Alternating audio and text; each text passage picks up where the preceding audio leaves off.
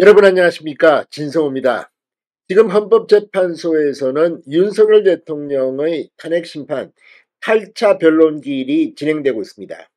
추가로 변론기일을 지정하지 않는다면 오늘이 사실상 마지막 재판입니다.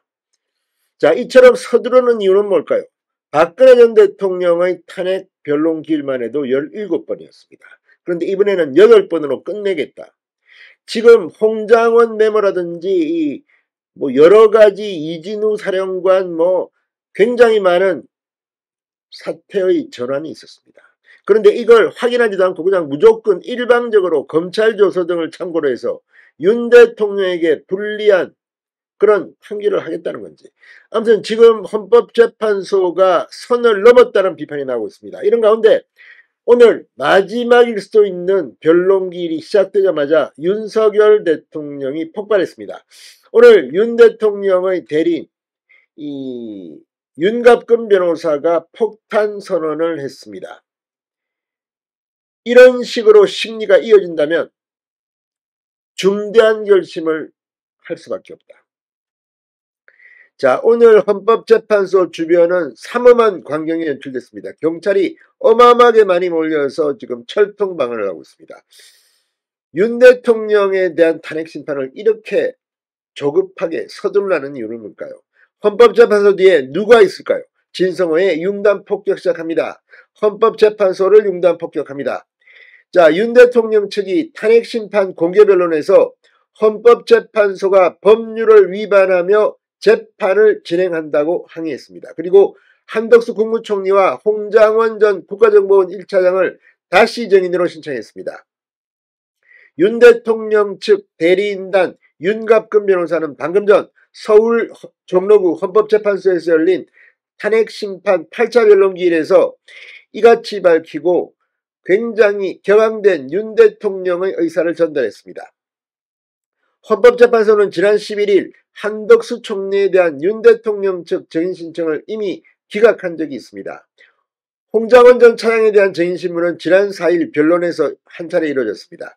이와 관련해서 윤갑근 변호사는 한덕수 총리는 국정 2인자로서 계엄 선포 당시 국무회의 상황, 야당의 줄탄핵으로 인한 국정 마비, 국정을 발목 잡기 위한 야당의 위헌 입법 등에 대해 누구보다 잘 안다. 이 때문에 중요 증인으로 신청했지만 재판부는 관련성이 떨어진다는 이유로 기각했다. 재판부의 구체적 설명이 없어 기각 이유를 저희는 알 수 없다고 말했습니다. 윤 변호사는 또 헌법재판소가 결론 선고 시기를 정해놓고 달리는 것처럼 명문법률 규정을 위반하는 등 위법하고 불공정하게 재판을 진행하고 있다.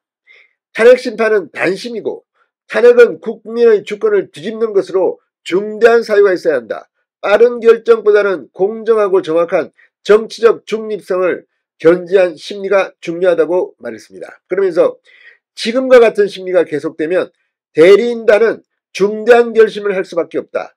다만 중대한 결심이 무엇인지에 대해서는 구체적으로 언급하지 않았습니다. 자, 지금 진행되고 있는 이 위법적인 것으로 보이는 헌법재판소의 진행. 무엇에 쫓기는 걸까요?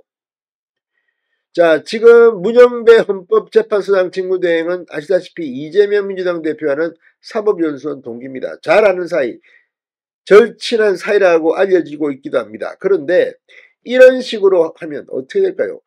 재판은 공정하게 이루어져야 하고 공정하게 진행된 것처럼 보여져야 하기도 합니다.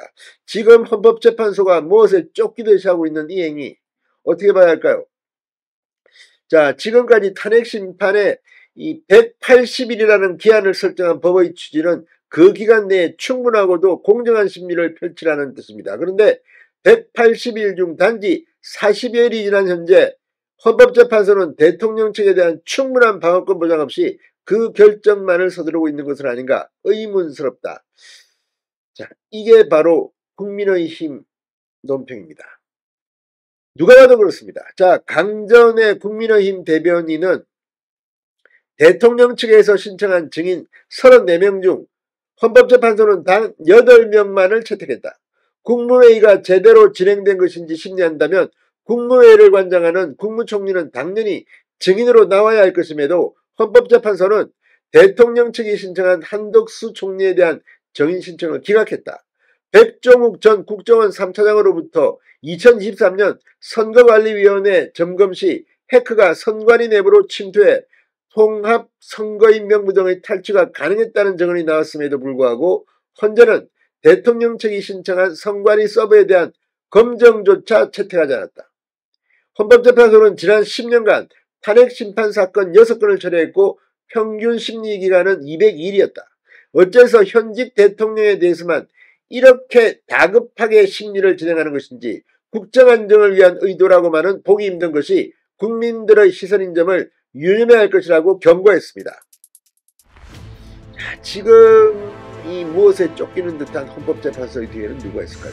국민들은 알고 있습니다. 진성호의 융단 폭격이었습니다. 여러분 감사합니다.